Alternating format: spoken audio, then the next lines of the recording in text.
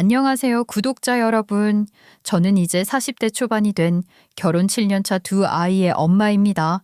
저도 항상 이 채널에 올라오는 사연들을 재미나게 듣고 같이 울고 웃고 하곤 했었는데 제가 이렇게 사연을 적게 될 줄은 상상도 못했습니다. 여러분, 갑자기 과부로 오랜 시간을 살아온 엄마가 나이 60대 후반에 결혼을 한다고 하시면 어떨 것 같습니까? 저는요, 우리 엄마가 얼마나 고생을 했는지, 얼마나 저를 키우면서 절절하게 마음을 썼는지 잘 알고 있었기 때문에 엄마의 행복을 위해서 박수를 쳐드렸습니다. 그런데 이 모습을 시기 질투하는 사람도 있더라고요.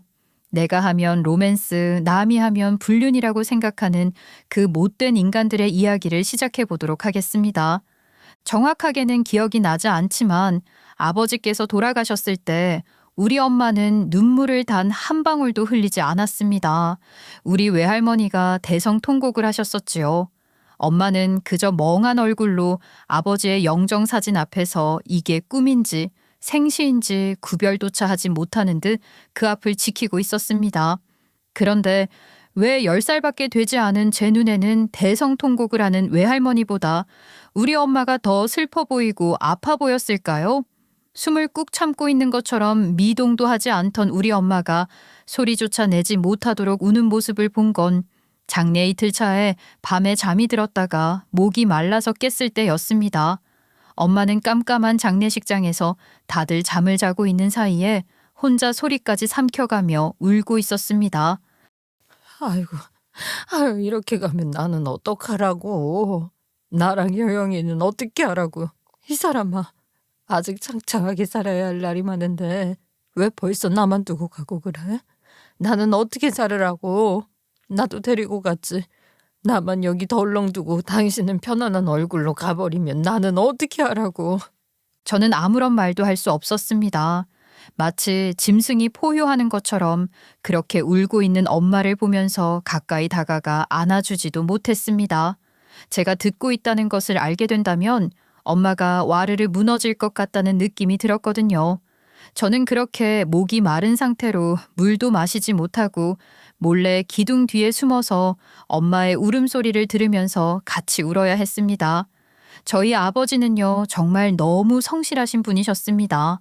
아버지는 항상 엄마와 저를 챙기는 것을 좋아하셨어요. 저희 아버지께서는 월요일부터 일요일까지 쉬지 않고 일을 하셨습니다. 택시 운전을 하셨었거든요. 처음부터 택시 운전을 하셨던 것은 아니었어요. 철강 회사를 다니다가 회사에서 구조조정을 당하신 뒤에 택시 회사에 들어가서 운전을 하며 저희 가족을 책임지고 계셨죠. 택시 운전은 쉽지 않았어요. 당시에 택시는 비싼 대중교통이라는 인식이 있었기 때문에 하루 일당을 다 채우지 못하면 돈을 꿔서 그 일당을 맞춰야만 했습니다. 그렇게 하지 않으면 월급을 전부 다 받을 수가 없었거든요. 아버지께서는 철강 회사에 다니실 때 꽤 잘 나가던 영업사원이었다고 하셨습니다. 우리 엄마는 그 회사에서 청소 일을 하다가 아빠를 만나게 되었는데 우리 엄마의 삶도 기구했다고 들었어요. 우리 아빠는 그래도 대학까지 졸업한 똑똑한 인재였지만 우리 엄마는 고등학교도 졸업하지 못한 채로 취업 전선에 뛰어들어야만 했거든요. 원래는 사무실에서 일을 했었다고 했는데 그때는 지금처럼 조직의 세부화가 이루어지지 않았고 또 상사의 심부름부터 막대먹은 행동들까지 전부 견뎌내야 했대요. 엄마의 여린 심성으로는 그 모든 것이 스트레스였기 때문에 결국 사무실을 그만두게 되었다고 했어요. 그때 우리 외할머니가 엄마한테 집을 나가라고 했었대요. 우리 엄마네 집은 너무너무 가난해서 엄마가 벌어오는 돈이 없이는 풀죽도 못 먹을 형편이었다고 했거든요. 엄마는 결국 철강회사 건물 청소를 하는 일을 하게 되었고 거기서 만난 아빠와 결혼까지 하게 된 거죠. 우리 외할머니는 엄청나게 좋아하셨대요. 멀쩡한 직장을 다니는 사위가 생겼으니 이제 우리도 돈 걱정 없이 살 수 있겠다고요. 그런 못된 마음씨를 숨길 생각도 하지 않았대요. 매일같이 친정에 와라 하시면서 엄마한테 돈 좀 달라고 요구를 하셨고요. 그 사실을 친할머니께서 모르셨겠어요. 친할머니께서는 우리 아들 등골을 다 빼먹는 사돈집이라며 외할머니를 그렇게 싫어하셨었어요. 그리고 그 미워하는 마음이 고스란히 우리 엄마한테로 내림되었죠. 우리 엄마는요, 시집살이도 엄청 당하셨어요. 게다가 유일한 자식이 저 하나인데 아들을 낳지 못하고 딸 하나만 낳았다고 그렇게 우리 엄마를 구박했대요. 엄마는 외가에서도 친가에서도 동네북이었어요. 명절날 엄마가 앉아서 쉬는 걸 단 한 번도 본 적이 없었고요. 친할머니께서는 엄마가 숨을 돌릴 틈을 주지 않았어요. 아침 6시부터 일어나서 부지런히 음식을 차리고 가족들이 식사를 마치면 뒷정리까지 다 시키고 그것도 모자라서 명절에 꼭 우리 엄마한테 대청소를 하라고 시키셨어요. 친할머니 집은 1층짜리 주택이었는데 우리 엄마는요, 그 아침에 일어나서 제사상까지 다 준비를 마친 뒤에 마당 계단까지 물 청소를 했어요. 엄마 옆에서 뭐라도 도와주고 싶은 마음에 그 어린 나이에 같이 물을 뿌리고 바닥을 쓸고 있으면 친할머니는 우리 엄마한테 손가락질을 하면서 악담을 퍼부었어요. 어디 내 손녀딸에게 이런 일을 시켜.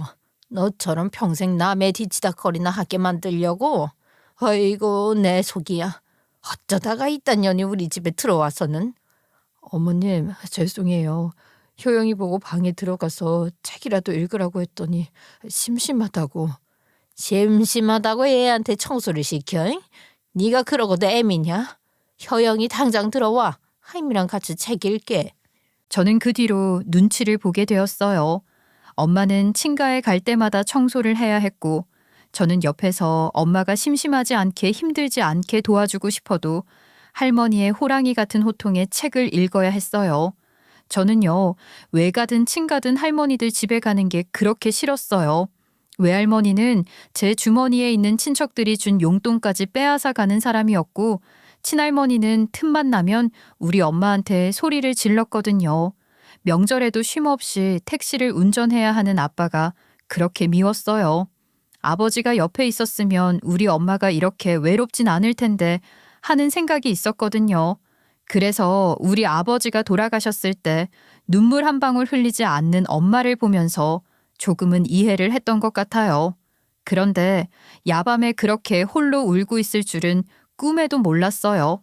엄마는 저에게 들키고 싶지 않았던 것 같아요. 엄마가 울면서 무너지면 저까지 혼란스러울 것이라 생각하셨겠죠.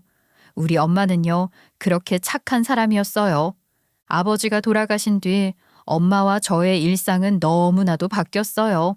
아버지께서는 택시 운행을 하던 와중에 신호를 위반하던 차량과 사고가 나면서 응급실 문턱도 밟지 못하고 돌아가셨거든요. 당연히 보험사 측에서 보상이 나왔어요. 택시 회사에서 준 위로금도 있었고요. 하지만 저와 엄마는 그 돈을 단 한 푼도 구경하지 못했어요. 친할머니께서 저와 엄마는 그 돈을 받을 자격이 없다고 전부 가져가셨거든요. 저희는 아무것도 할 수 있는 게 없었어요. 친할머니는 원래부터 엄마를 미워했고 엄마를 만나서 아버지가 불행해진 거라 말을 하셨어요. 저를 낳고 얼마 지나지 않아서 실직을 하신 것이었거든요. 택시 회사에 재취직을 하기 전까지 노가다도 뛰셨었어요. 한 2년 정도를요. 그때 몸이 많이 상하셨었어요. 그래서 친할머니는 우리 엄마를 만난 뒤로 아버지가 불행의 길을 걷게 되었다고 생각을 하셨고 아버지의 죽음 또한 사고였지만 우리 엄마 때문이라고 했어요. 엄마는 아버지의 보상금을 1원도 가질 자격이 없다고 했어요. 그 바람에 저희는 무일푼이 되었어요. 아버지와 함께 살던 집을 정리하고 엄마와 저는 단칸방으로 이사를 가게 되었어요. 그래도 행복했어요. 엄마와 떨어지지 않아서 말이죠. 하지만 보상금을 1원도 받지 못했다는 사실에 외할머니는 분개했어요. 엄마한테 한바탕 난리를 치고 그대로 친할머니를 찾아가서 돈을 내놓으라고 싸우셨어요. 물론 그 돈을 우리 엄마한테 주려는 것이 아니라 본인이 욕심나서 그랬다는 사실을 모르는 사람은 없었어요. 엄마는 외할머니를 말렸어요.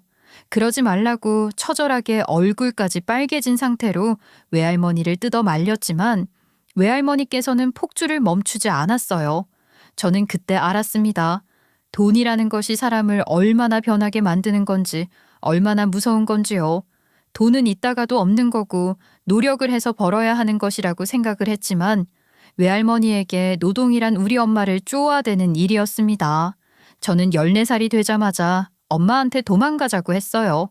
언제까지 이렇게 살 수 없다는 것을 느꼈으니까요. 그렇게 제 나이가 14살이 되었을 때 우리는 아무도 모르게 야반도주를 하듯이 전주라는 도시에 오게 되었어요. 친가도 외가도 아무런 연고가 없는 동네였어요. 서울을 벗어나니 조용하고 한적했어요. 그때만 하더라도 지금처럼 발전이 되어 있던 곳이 아니었어요. 발전이 되어 있지 않으니 당연히 일을 할 자리도 마땅치 않았어요. 엄마는요, 길거리에서 구걸을 하더라도 좋다고 했어요. 마음이 편안하댔어요. 그런 엄마를 보면서 사춘기가 찾아올 무렵이었던 저는 마음이 그렇게 짠해질 수가 없었습니다.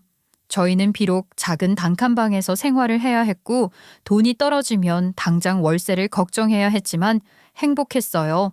엄마와 저는 세상에 단 둘뿐인 것처럼 때로는 든든한 가족으로, 때로는 누구보다 친한 절친으로 그렇게 지냈어요.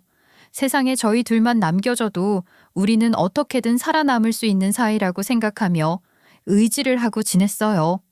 여러분들은 어떠셨어요? 어린 시절을 떠올려 보면 저처럼 가슴이 아프다 못해 찢어질 것 같은 기억을 가지고 계신지 궁금해요.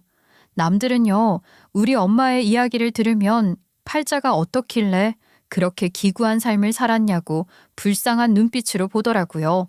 근데요, 우리 엄마는 자기가 불쌍하다고 생각하지 않는다고 했어요.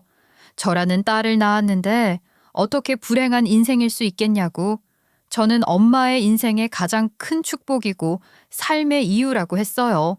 많은 사람들은요, 삶을 살아가는 이유를 찾지 못한다고 합니다.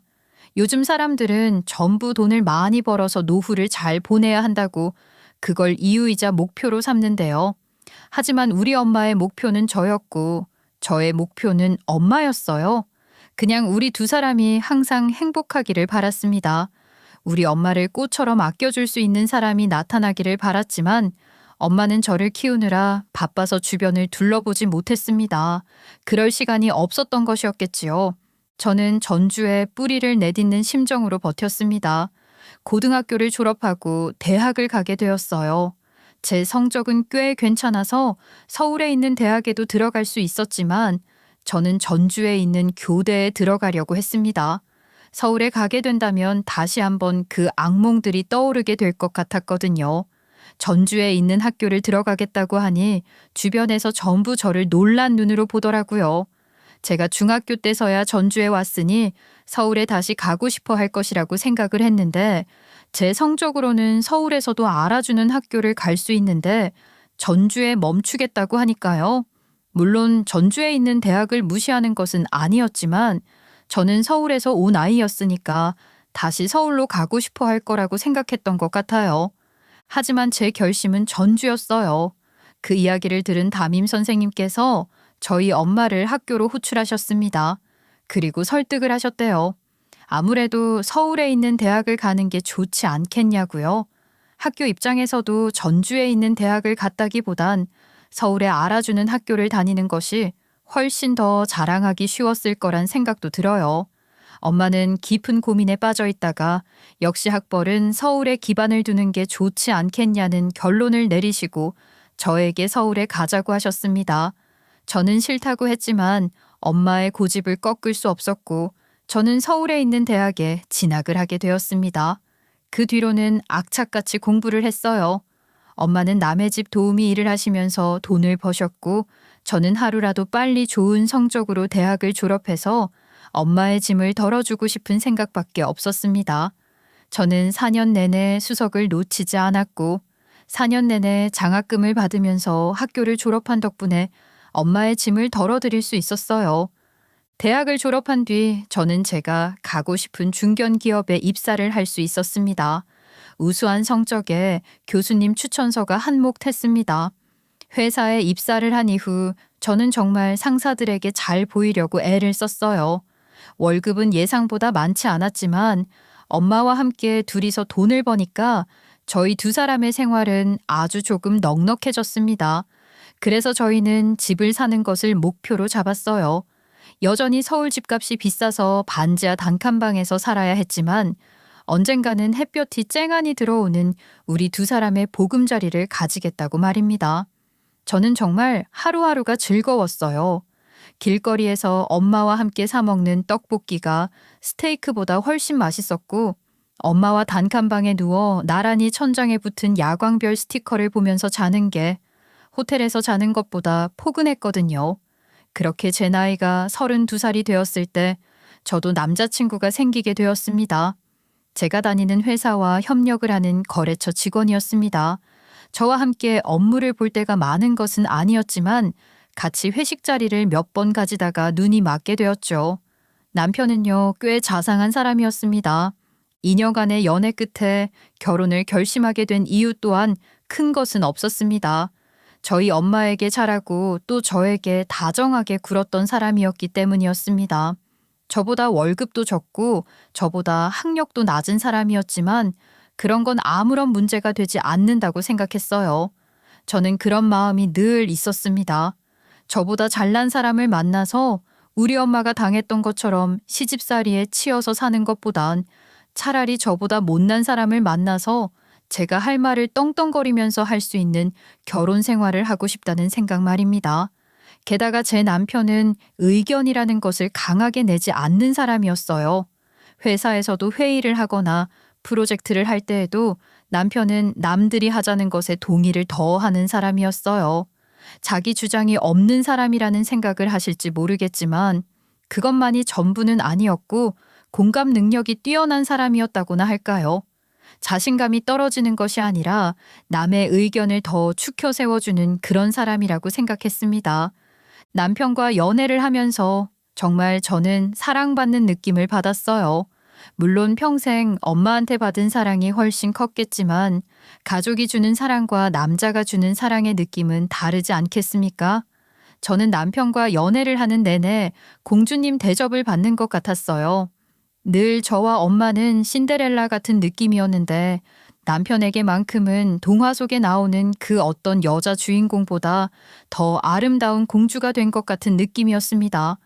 저는 남편의 자상함, 그리고 남편이 우리 엄마를 챙기는 모습을 보면서 결혼을 결심하게 되었고 연애한 지 2년 차가 되었을 때 34살에 결혼을 하게 되었습니다. 그런데 좋은 일만 가득해야 할 결혼 준비 중에 아주 안타까운 일이 벌어지게 되었어요. 효영아, 이걸 어떻게 하면 좋으니? 내가 아무래도 전세 사기를 당한 것 같다. 아이고, 나 정말 어쩌면 좋으니? 내 정신머리가 어떻게 됐나 보다. 전세 사기라니, 그게 무슨 소리야? 엄마, 마음 좀 가라앉히고 천천히 얘기를 해봐. 너 신혼집 구하고 나도 작은 원룸으로 가기로 하지 않았니? 원룸 계약금까지 다 걸고 우리 이사 준비해야 하니까 입주 청소도 하고 하려고 갔더니 다른 사람이 이사를 오는 게 아니겠니? 내가 계약한 집인데 당신은 누구시냐 하는데 그 사람도 계약을 했다는 거야. 뭐? 그러면 이중 계약이 됐다고? 아니 엄마, 그게 가능한 소리야? 그래서 내가 얼른 부동산에 찾아갔더니 부동산 문이 닫혀 있는 거야. 다른 부동산 찾아가서 물어보니까 떴다방에 당한 것 같다고. 그런 식으로 이중계약해서 돈만 들고 날라버리는 인간들이 있대. 나한테 공인중개사 자격증 같은 거 본 적 있냐 하는데 아이고, 집 계약하면서 그런 걸 봐야 하는 줄도 몰랐다. 엄마랑 살던 집을 정리하고 저는 신혼집을 얻었습니다. 물론 대출도 받았지만 그동안 살면서 모아왔던 돈으로 겨우겨우 얻은 보증금 탈탈 털어서 신혼집을 구하고 엄마는 원룸으로 가게 되셨는데 그 원룸 보증금을 들고 튀었다는 겁니다. 엄마는 월세로 구했기 때문에 보증금이 3천만 원이었는데 그 3천만 원을 전부 들고 나른 것이었어요. 결혼식을 코앞에 두고 신혼집 문제까지 우리 엄마의 거처 문제까지 전부 해결이 되었다고 생각을 했는데 이런 사기를 맞을 거라곤 생각도 하지 못했어요. 저는 정말 막막한 기분이었습니다. 당장 엄마가 어디 갈 수 있는 곳이 있었던 것도 아니었어요. 엄마가 당장 남의 집 가사 도우미로 일을 하고 있다고 해도 보증금을 어디서 빌려올 수 있는 곳이 있는 것도 아니었고 대출이 나오는 것도 아니었습니다. 제가 정말 단 하루도 쉬지 않고 모아왔던 돈이 사기로 3천만 원이나 날아갔다는 게 믿어지지가 않았어요.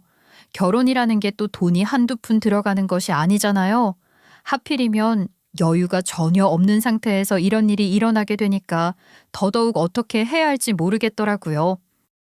그럼 지금 장모님이 어디 가실 곳이 없다는 소리야? 정말 사기꾼들 참 나빴다. 아유, 어떻게 그런 짓을 하냐. 그니까 나 지금 어디서부터 해결을 해야 할지 막막해. 일단 경찰서에 갔다 왔는데 아마 입금을 받은 통장도 대포 통장일 거고 사기꾼들이 자기 신상 걸고 계약을 했을 리도 없대. 그러겠지. 이런 사기를 한두 번 쳐본 사람도 아닐 테고. 아, 어디 뭐 방법이 없는 건가? 남편이랑 머리를 싸매고 생각해도 방법이 없었기 때문에 결국 저희 신혼집 방 한 칸을 내어드리기로 했어요. 방이 2개인 소형 아파트였고 방 하나는 나중에 태어날 아이를 위해서 짐을 정리해 두려고 했었는데 당장 오갈 곳 없는 엄마부터 살리고 봐야 했기 때문에 저희 집으로 모시게 되었죠. 이 소식을 들은 시어머니께서는 화를 내신 건 아니었지만 기가 막히다는 표정을 지으시면서 은근히 핀잔을 주시더라고요. 저는 마땅히 할 수 있는 변명이 없었어요. 그러면 우리 아들은 시작부터 장모 모시고 살아야 한다는 거야? 아이고, 다른 것도 아니고 신혼인데 사돈도 참 어떻게 그런 사기를 당하시니.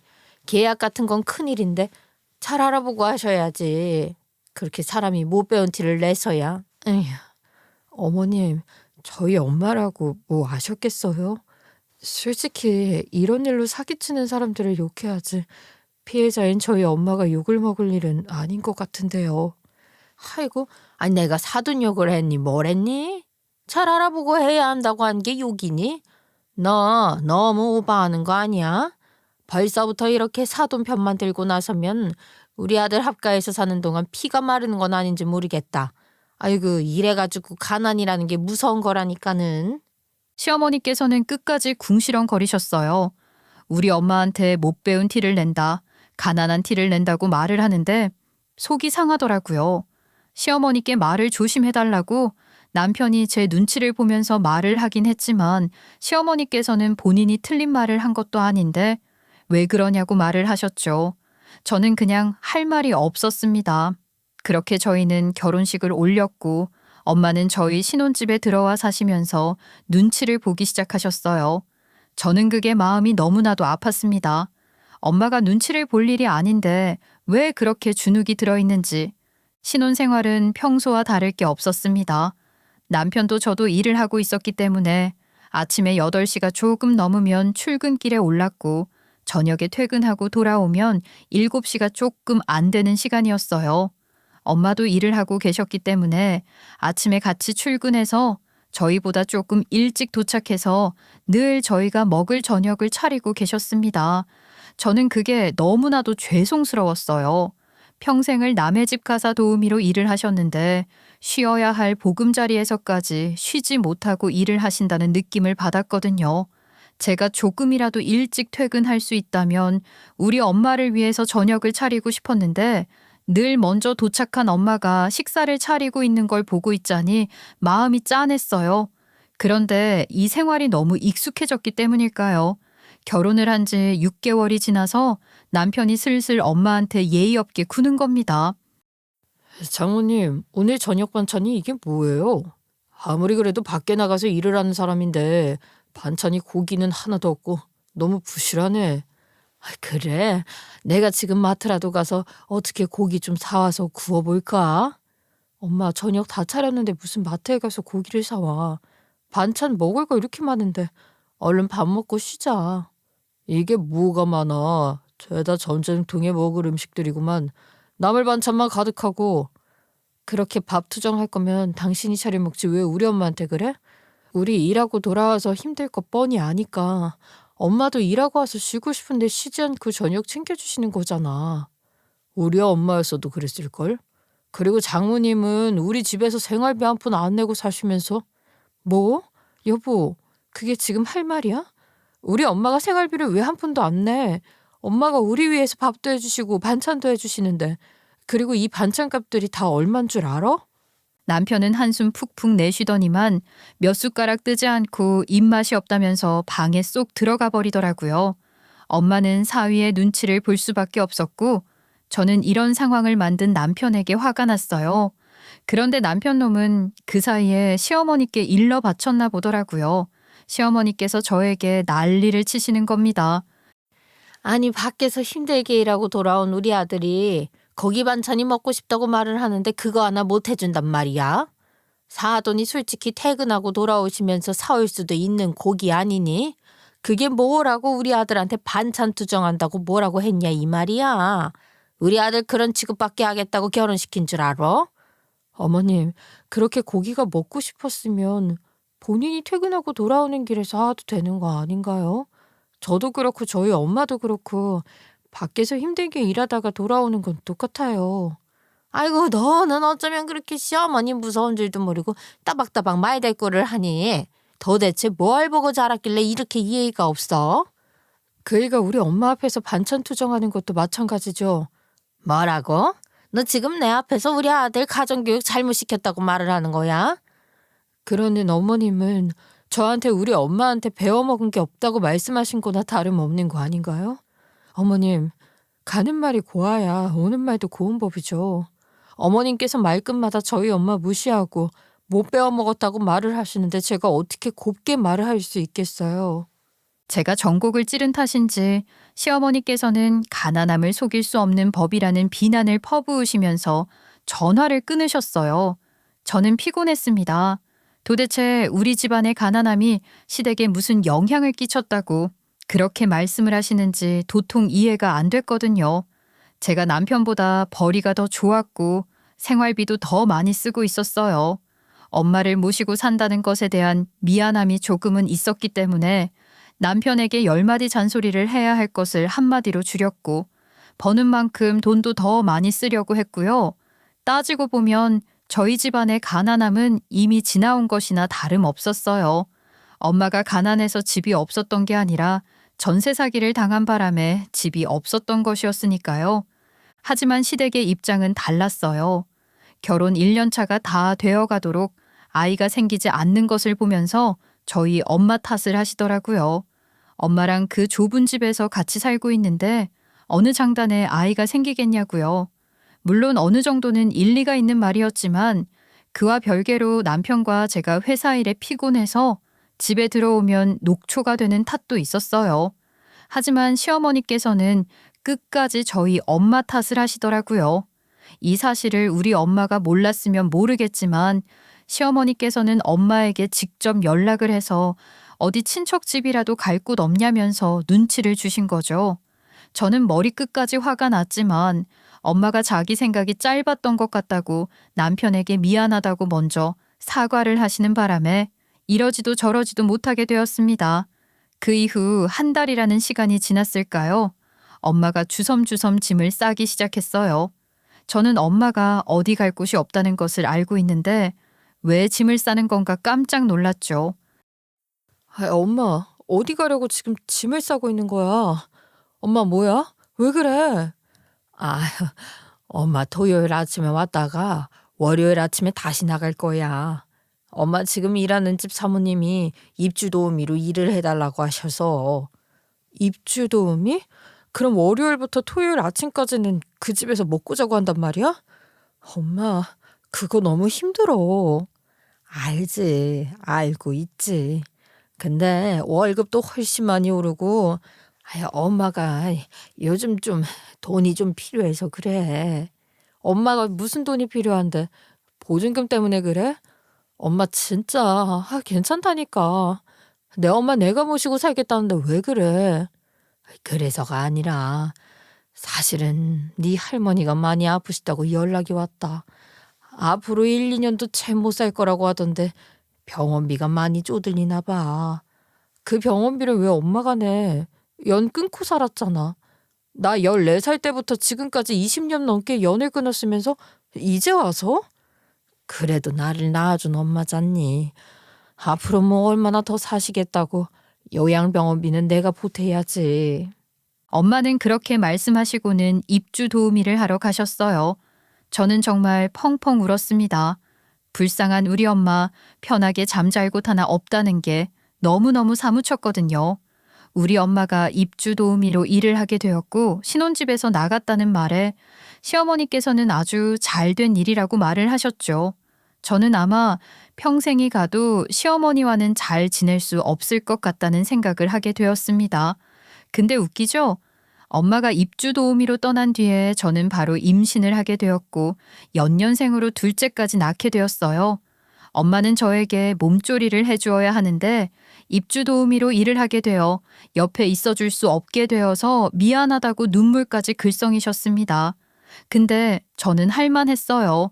체력이 나쁘지 않았었고 또 조리원이라는 게 워낙 잘 되어 있어서 몸도 잘 풀었거든요. 저는 아이를 낳고 육아휴직이 끝난 뒤 칼같이 복직을 했습니다. 사실 두 아이를 연년생으로 낳으면서 육아휴직을 붙였을 수 있어서 몸 회복도 더 잘 할 수 있었던 것 같아요. 시댁에서는 어린아이를 두고 출근을 하는 게 마음에 안 걸리냐는 식으로 말을 하셨지만 저는 알고 있었습니다. 제가 일을 그만두면 분명히 우리 아들 혼자 일하느라 힘들겠다. 너는 집에서 뭘 하냐 하면서 잔소리를 폭탄으로 하실 거라는 걸 말입니다.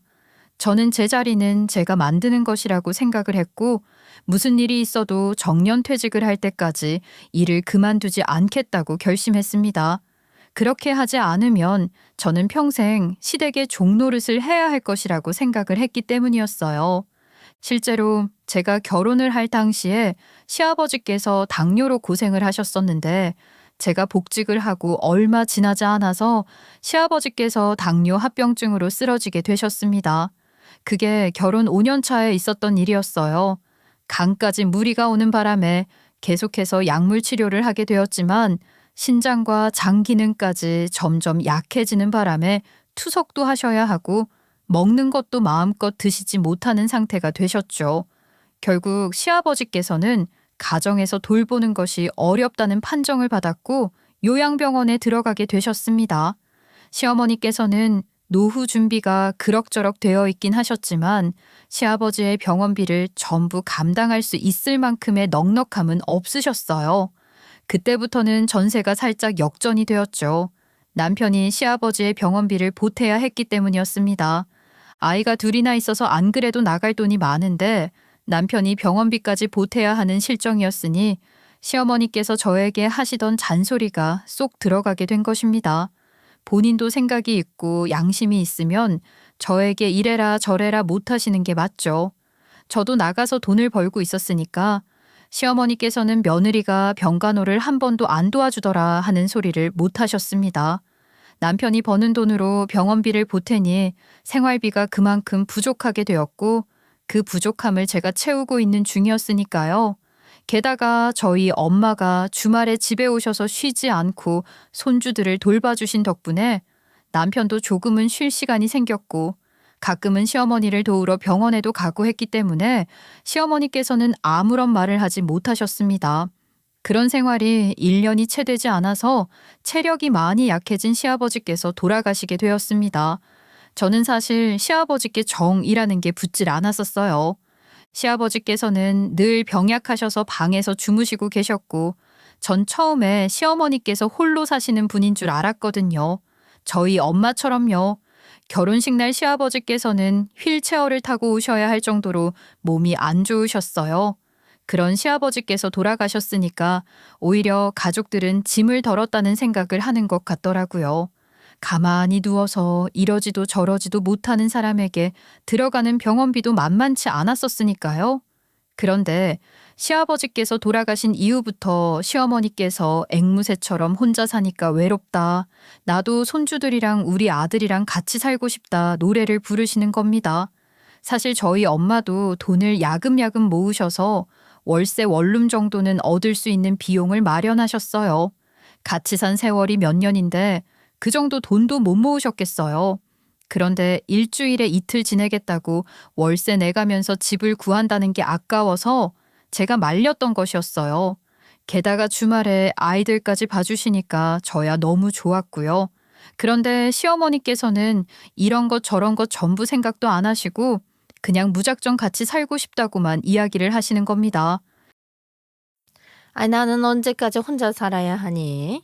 아니, 남편이 있는 것도 아니고, 그렇다고 아들 내외가 자주 찾아오는 것도 아니고, 사돈은 무슨 복인지 자식이랑 같이 사는데 나도 혼자 살기 싫다. 엄마, 그럼 지금 우리 방 2칸짜리 집에서 어떻게 같이 지내려고? 우리도 대출 더 받아서 방 하나 더 늘려서 가야 되는 실정인데 돈 없어서 엄마 못 모셔요. 애들 방에, 우리 방에. 장모님이야 주말에만 오시니까 같이 애들 방에서 지내시지만. 나도 우리 손주랑 같이 지내면 되는 거 아니냐? 아니면 방 4개짜리 집으로 구하면 되지. 엄마, 지금 살고 있는 집 팔아봐야 방 4개짜리 집 못 구해. 그리고 아빠 병원비 때문에 그동안 노후자금 다 까먹고 살았으면서 집 팔면 노후자금도 마련해놔야 하고. 아유, 그냥 거기 살면서 엄마도 소일거리 찾아서 일하세요. 뭐야? 아유, 이래서 아들놈 키워봐야 소용없다니까. 내가 집 팔면 너네한테 생활비도 안 내고 살겠니? 같이 사는 게 뭐가 어렵다고 나한테만 그래. 그러면서 저를 확 째려보시더라고요. 그런데 그때는 시어머니의 꿍꿍이를 몰랐죠. 시어머니께서 저희와 같이 살고 싶다고 박박 우기실 때 알아봤어야 했는데 그런 짓을 하실 거라고 누가 생각이나 했겠습니까? 저희도 전세 계약 종료와 동시에 대출을 조금 더 땡겨서 방 3개짜리인 30평형대 아파트로 이사를 가기로 집을 알아보고 있었어요. 할 일이 없는 시어머니께서는 저희가 집을 보러 갈 때 같이 가고 싶다고 하셨고 같이 부동산을 돌아다니면서 집을 보는데 이 집이 좋아 보인다. 저 집에서 살아보고 싶다. 아주 옆에서 징징거리시더라고요. 부동산을 따라오신 이유가 뻔히 보였어요.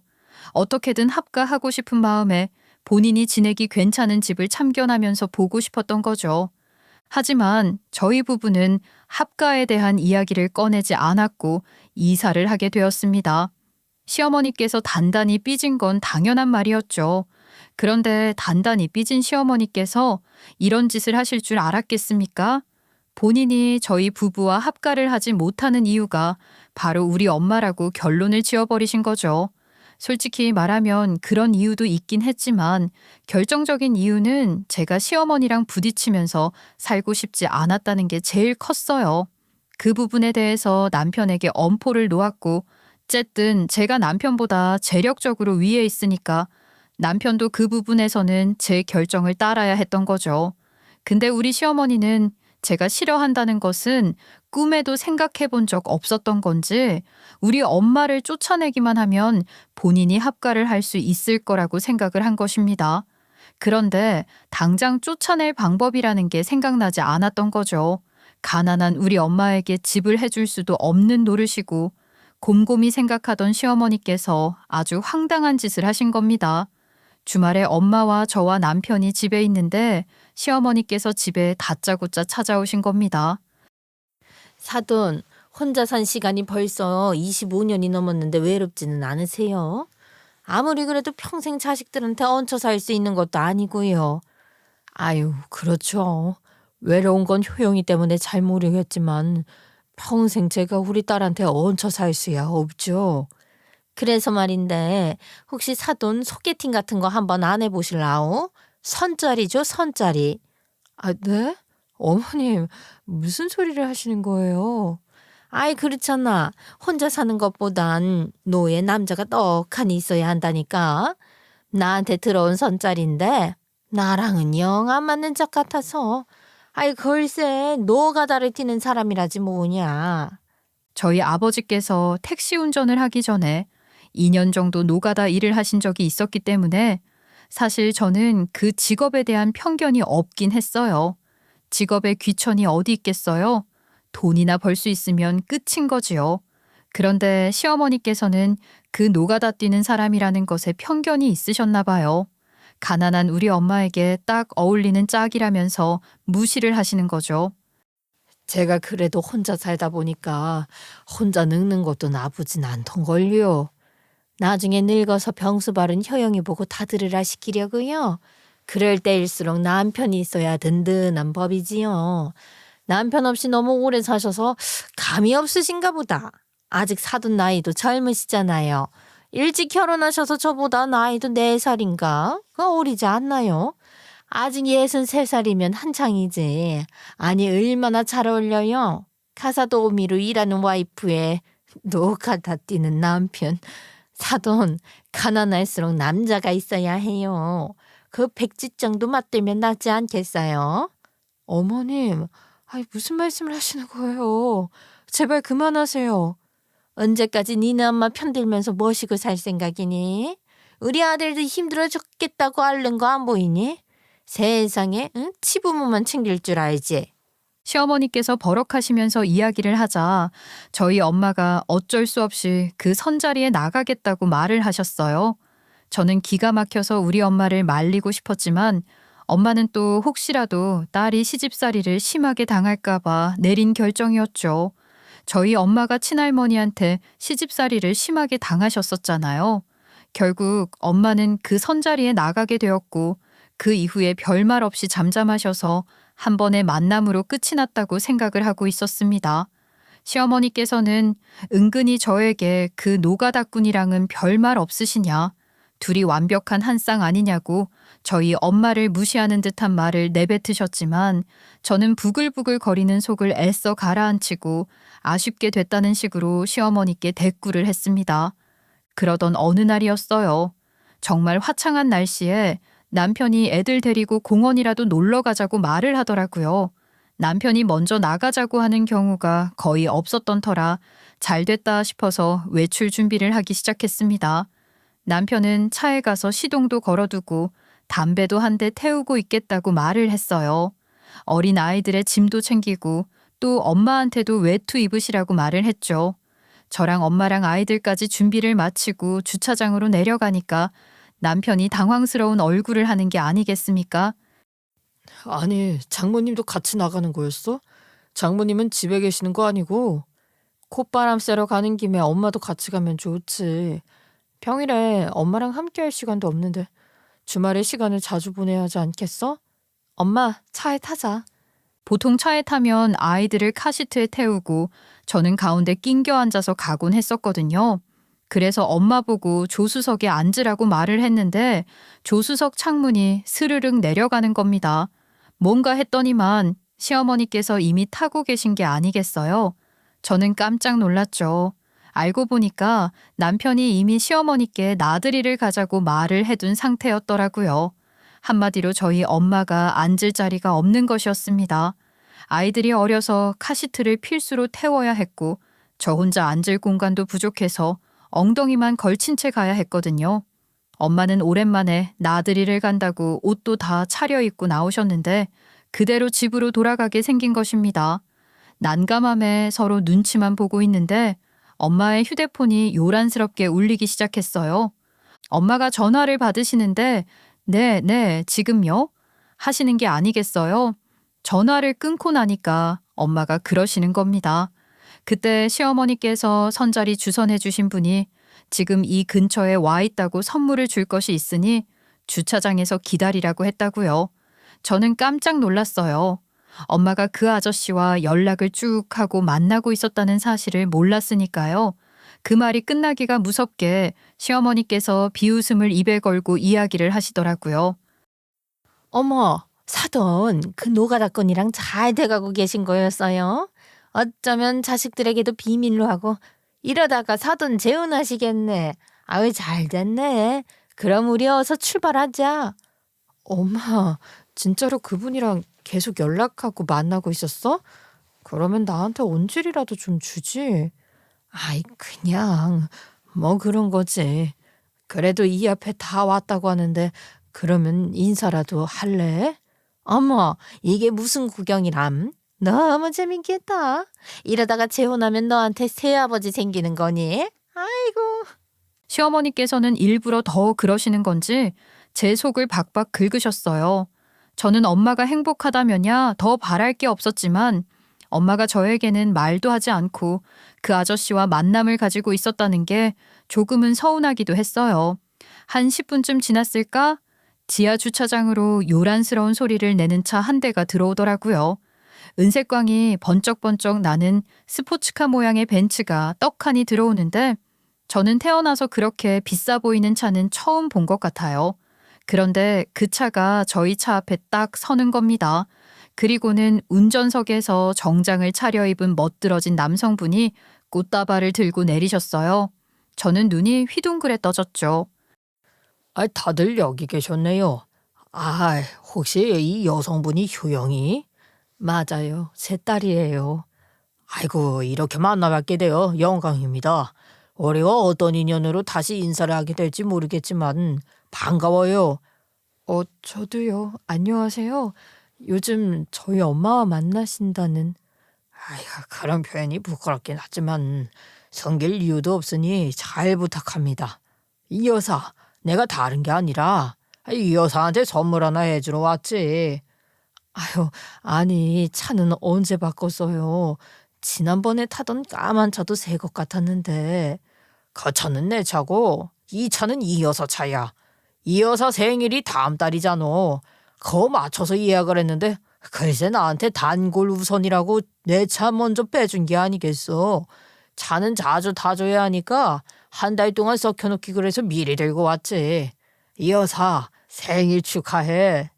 그 자리에 있던 사람들 모두 입을 떡 벌렸을 겁니다. 그 아저씨께서는 엄마에게 차키를 쥐어주셨어요. 시어머니께서 노가다꾼이라고 하도 무시를 하길래 예전에 저희 아버지 생각도 나고 가난한 사람이라는 편견을 저도 모르게 가지고 있었나 봐요. 그런데 벤츠 스포츠카가 억소리 나는 걸로 알고 있는데 그 차를 우리 엄마한테 냅다 선물해 주신 겁니다. 아니 장모님 면허가 있으세요? 면허야 지금부터 천천히 따도 되는 거고 뭐 하면 효영이가 끌고 다녀도 되고 또 내가 운전기사 해주면 되는 건데 뭐가 문제인가.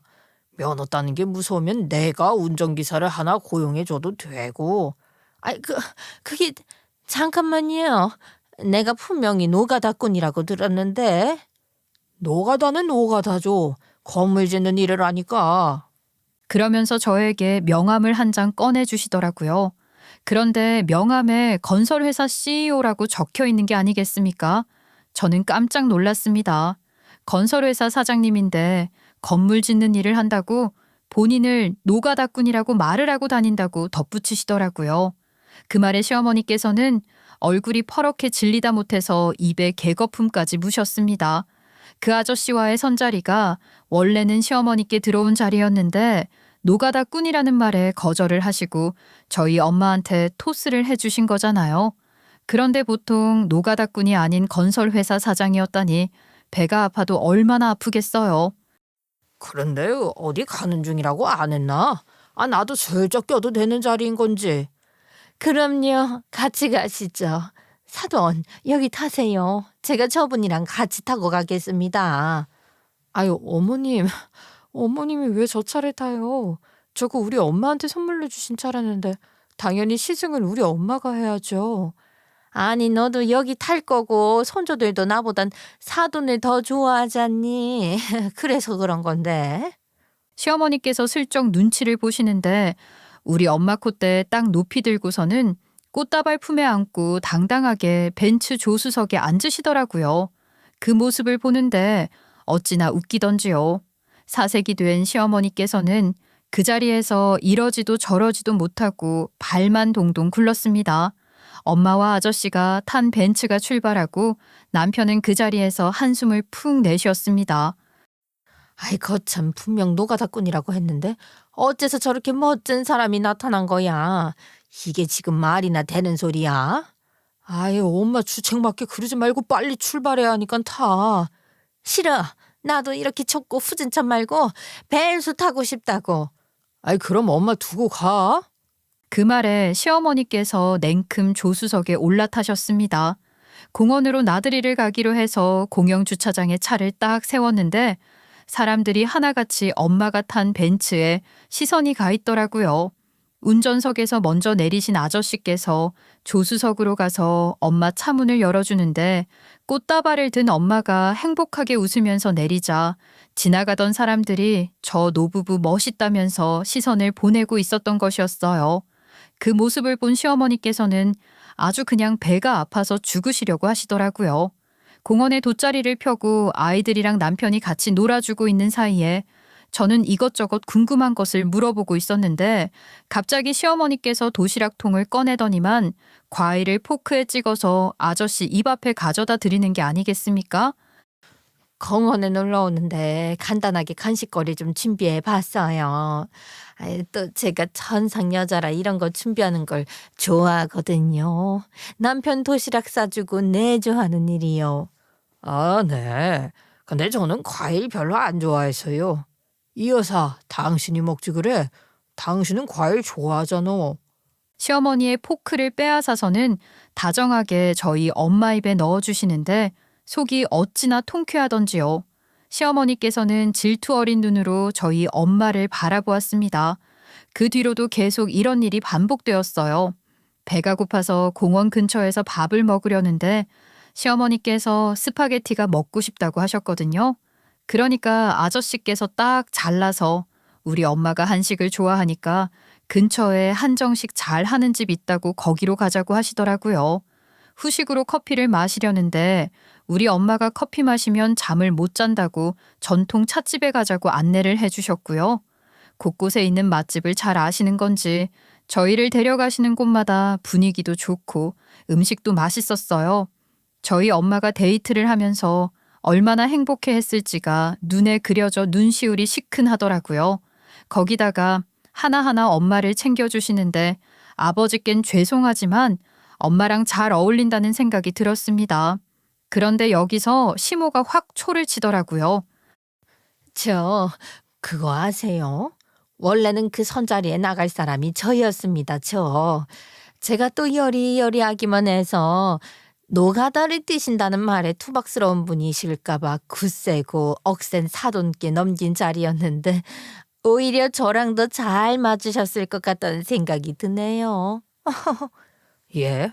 저는 이 여사랑 참 통하는 게 많다고 생각하는데요. 직업에 귀천 따지는 사람이 한둘이 아니지 않겠습니까? 건설회사 운영하고 있다고 하면 불나방들이 들러붙더라고요. 그 말에 제가 웃음이 팍 터져버렸죠. 시어머니한테 불나방이라고 한 것이나 다름 없었으니까요. 시어머니께서는 씩씩거리면서 저에게 성질을 버럭 부리셨습니다. 너는 뭐가 재미있다고 웃어? 원래 그 자리는 내 자리였다고. 여시같이 사돈이 가로챈 거지. 어머님, 분명히 우리 엄마한테 못 배운 노가다꾼이랑 못 배운 입주도우미가 딱 어울리지 않냐면서 백지장도 맞들면 낫다고 무시하셨잖아요. 어머님이 그 자리를 박찬 거면서 왜 이제 와서 우리 엄마한테 여신이 뭐니 그런 소리를 하세요. 제 앞에서 그런 이야기를 하시는 어머님이 더 못 배우신 것 같아요. 뭐라고? 이 여사, 그러면 우리 그 못 배운 사람들끼리 평생 지지고 볶고 하면서 돈이나 펑펑 쓰고 살아볼까요? 일부러 시어머니 배알 뒤틀리게 말을 하시는데 그것만 봐도 너무 든든하더라고요. 시어머니께서는 얼굴까지 빨개져서는 수치심에 그 자리를 박차고 일어나셨습니다. 아이들과 놀아주던 남편이 시어머니께 어딜 가냐고 소리쳤지만 시어머니는 뒤도 안 돌아보고 공원을 떠나셨어요. 덕분에 집에 돌아올 때는 편안하게 조수석에 타고 왔습니다. 남편이 궁금해하길래 그 사이에 있었던 일을 말해주니 남편도 얼굴이 벌겋게 달아올라서는 아무 말도 못하더라고요. 그 이후 시어머니께서는 시름시름 앓으시며 놓쳐버린 아저씨를 아까워하시더라고요. 근데 시어머니 성격에 그 아저씨랑 선자리에서 마주쳤다 한들 잘 되진 않았을 거라 생각합니다. 시어머니께서는 주변 지인들을 달달 볶아서 선자리를 마련해달라고 부탁을 하다가 결국은 퇴짜만 맞았대요. 그 나이에 그냥 혼자 살지 뭐하러 재혼을 하려고 하냐면서 주책이란 소리를 그렇게 들으셨다고 합니다. 시어머니가 하루는 술을 먹고 대성통곡을 하시더라고요.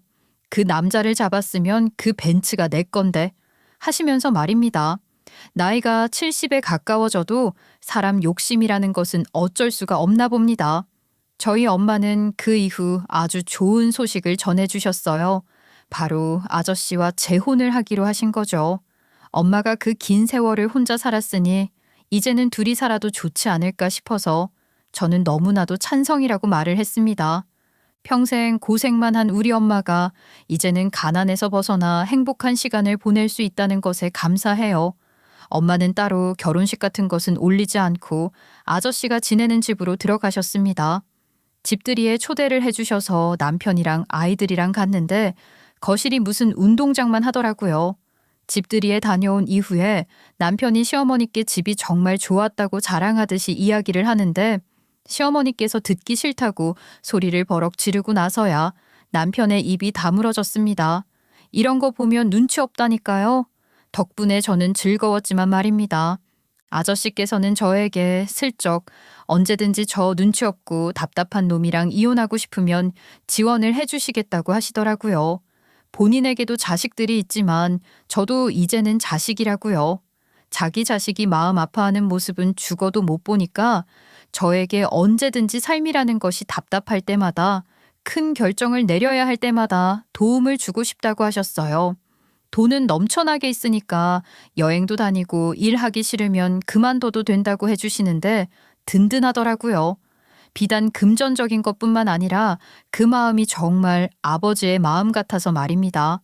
전 그래서 요즘 뒤가 없어요.